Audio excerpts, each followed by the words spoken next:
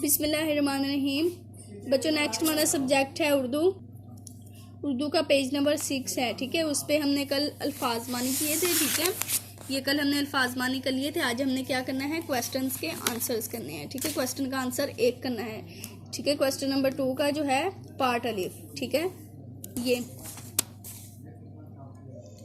Question है कि प्यारे नबी हजरत मोहम्मद सल्लल्लाहु अलैहि वसल्लम ने जहालत को कैसे मिटाया।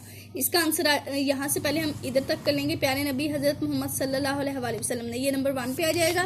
नेक्स्ट आ जाएगा इल्म और दीन की रोशनी से जहालत को मिटा दिया। ठीक है, इल्म और दीन की रोशनी से जहालत को मिटा दिया।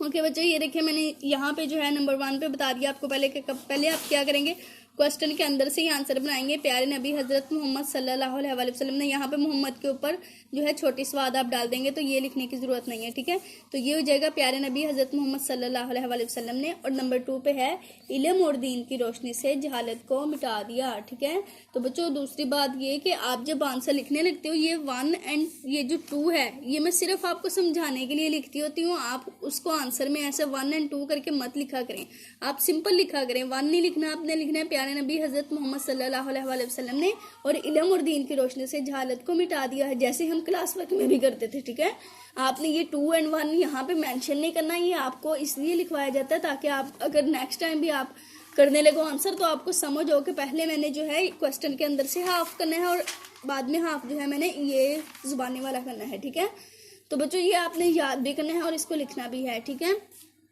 अच्छे से याद करके लिख लेना इसको। टेक केयर, अल्लाह हाफिज।